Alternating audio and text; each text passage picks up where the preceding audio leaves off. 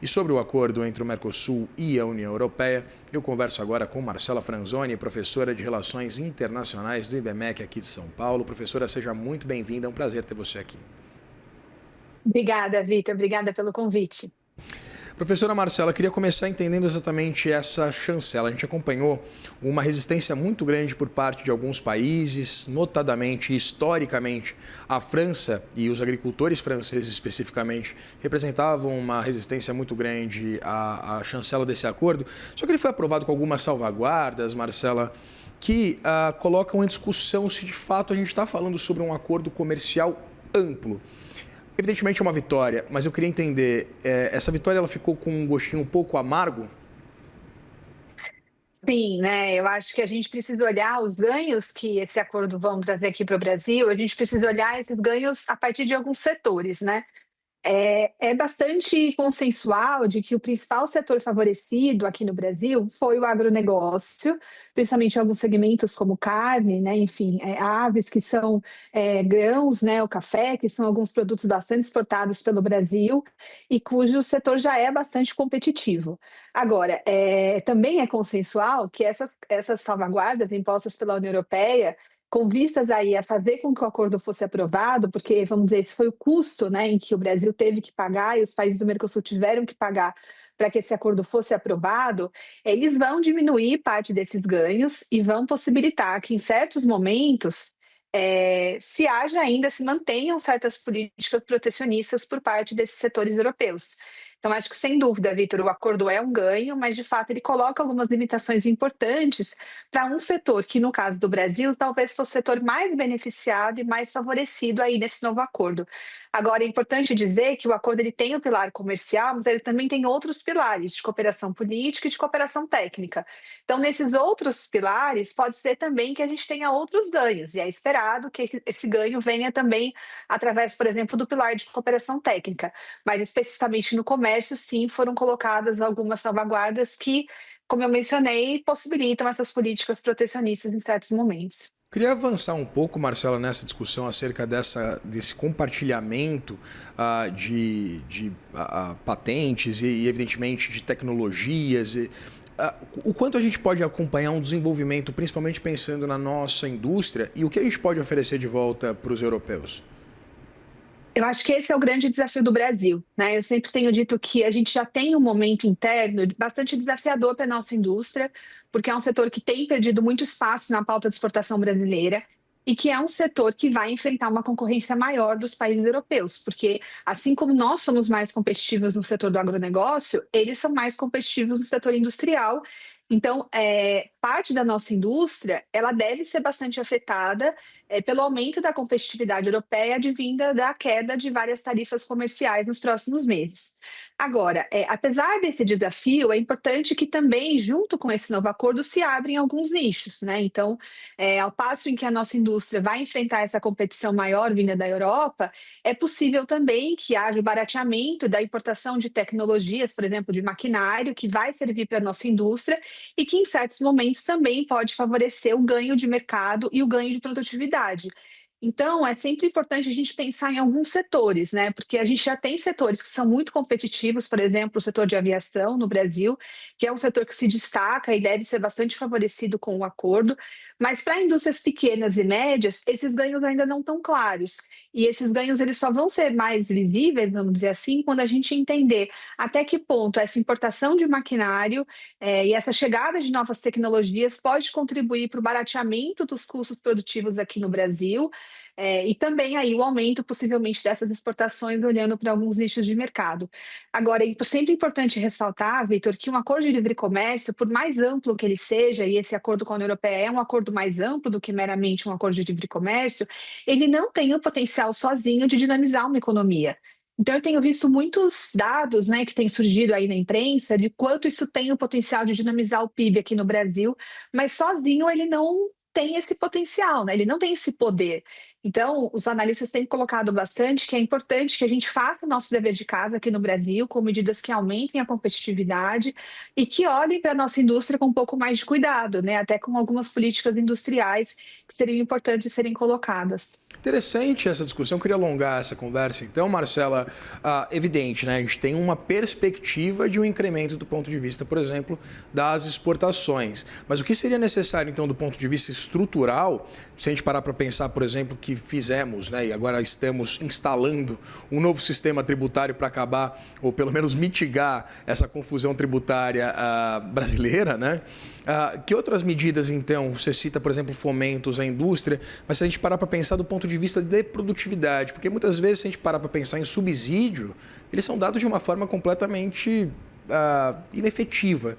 Qual seria, de fato, então, a solução? Do ponto de vista da política interna, né, é importante a gente ter uma política de diminuição dos custos, né, o que a gente chama dos custos do Brasil, então, dos custos associados à infraestrutura, à exportação nos portos aqui no Brasil. A gente tem uma política forte de qualificação de mão de obra, a gente tem uma política forte de promoção das exportações.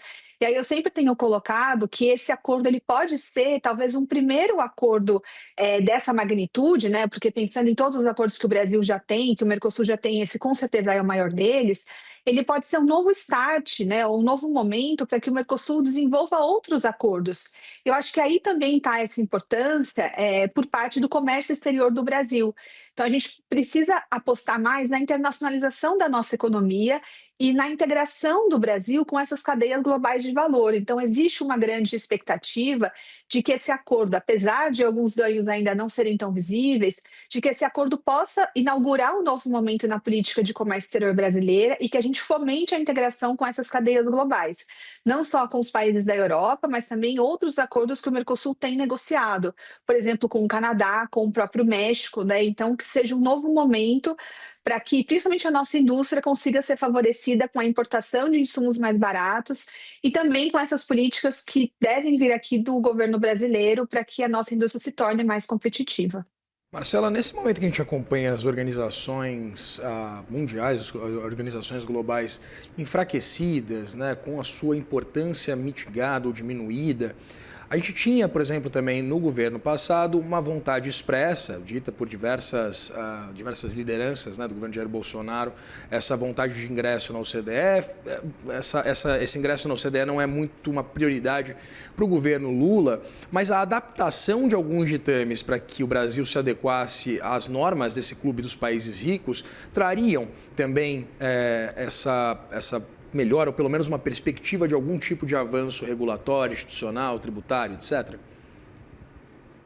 Essa entrada na OCDE, a gente já discute há bastante tempo aqui no Brasil, né? Ela é uma pauta que tem sido marcada bastante até como você mencionou, Vitor, pelas questões políticas aqui no Brasil, né? Governos que têm um perfil um pouco mais conservador tendem a ser mais favoráveis a esse ingresso, enquanto governos que têm um perfil menos conservador, eles tendem a olhar isso com um pouco mais né? Eles são mais reticentes em relação a isso, principalmente porque para se entrar nessas organizações é preciso apostar numa política de maior liberalização, né? Que são governos que ainda, em certos aspectos, mantêm certas políticas protecionistas e, portanto, isso é um desafio para entrar dentro dessas organizações.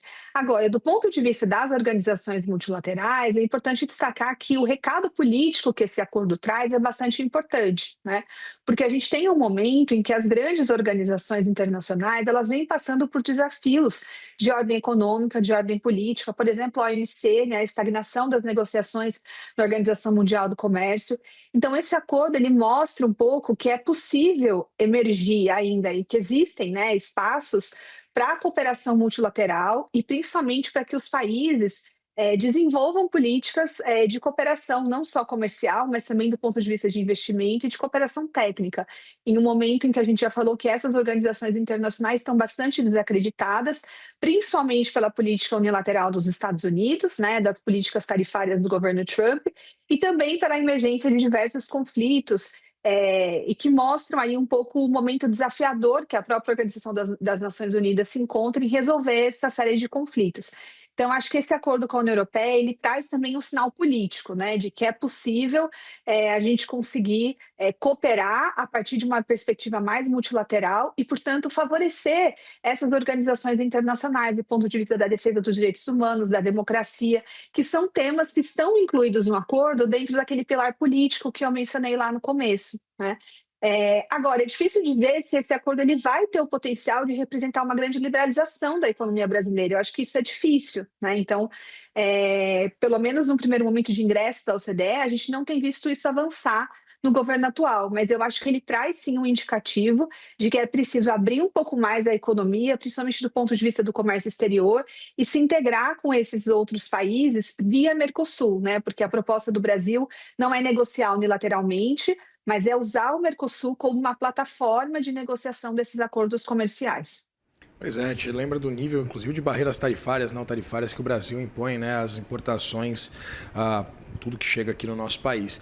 Marcela, pensando, você citou a política comercial de Donald Trump, eu queria entender, dado até a costura de Trump, de um acordo comercial com os países da União Europeia para uma tarifa pelo menos menor do que aplicada anteriormente, esse arrefecimento, pelo menos, do nível de agressividade às tarifas impostas ao Brasil, né, que já foram as maiores aplicadas pelos Estados Unidos contra um país.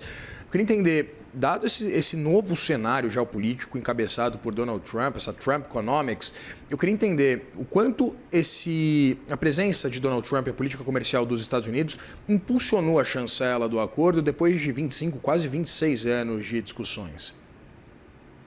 Eu acho que o grande incentivo para esse acordo ser fechado agora é internacional, né? O grande pontapé para que o acordo fosse negociado e fosse finalizado depois de tantos anos, né? Depois de 25 anos de negociação, ele com certeza, esse cenário internacional que é muito desafiador, né? Então, eu destacaria alguns aspectos. O primeiro deles, então, como você colocou, Vitor, é a política tarifária do governo Trump. E aí eu acho que mesmo que alguns países e alguns blocos tenham conseguido negociar essas tarifas, como foi o caso do Brasil, o sinal do governo Trump ele foi muito claro, né? Os Estados Unidos mandou um sinal claro de que existe muita volatilidade na política americana, de que não é um país confiável como ele costumava ser no passado e que é um governo em que vem muita instabilidade, né? Então, às vezes a gente consegue negociar determinado tema, mas depois no dia seguinte vem outra coisa, vem outra ameaça, e isso acaba trazendo muita instabilidade, muita volatilidade para parceiros que sempre foram tradicionais dos Estados Unidos, como, por exemplo, a União Europeia. Então, acho que existe um incentivo, não só para a União Europeia, para o Mercosul, mas para vários países do mundo, de diversificação das relações econômicas internacionais. E é justamente aí que esse acordo com o Mercosul ele entra, né? Numa tentativa de diversificar esses parceiros e de depender menos dos Estados Unidos, que, como eu falei, sempre foi um parceiro bastante tradicional. E um segundo fator internacional que eu acho super importante é que, se a gente olha para essas últimas décadas, a União Europeia ela tem perdido muito espaço do ponto de vista da inserção internacional. Então, a China tem ganhado muito espaço atualmente e vários países asiáticos, por exemplo, a própria Índia, a própria Rússia, né, tem ganhado importância também geoestratégica. Então, nesse cenário de perda de poder relativo da Europa, o acordo ele vem justamente no sentido de tentar um reposicionamento do bloco a partir da defesa desses valores tradicionais. Então, como eu mencionei, democracia, direitos humanos, multilateralismo, defesa das regras, né, das diretrizes ambientais, que são hoje propostas, né, muito diferentes do que tem colocado o governo Trump. Então, também nesse acordo, a Europa tenta se reposicionar e defender esses valores, que são valores tradicionais do bloco, e, como eu falei, ainda trazer e mostrar que existe espaço para essas políticas multilaterais. Então, na minha opinião, o grande incentivo é internacional dessas condições que têm sido observadas nos Estados Unidos, mas também na própria Europa. Conversei com Marcela Franzoni, professora de Relações Internacionais do IBMEC aqui de São Paulo. Professora, você citou uma série de aspectos muito relevantes, né? Liberdade, multilateralismo, tudo isso que está tão demodê ultimamente, né? Infelizmente. Muito obrigado pela disponibilidade de conversar com a gente. Obrigada pelo convite, Vitor. Obrigado a você, até mais.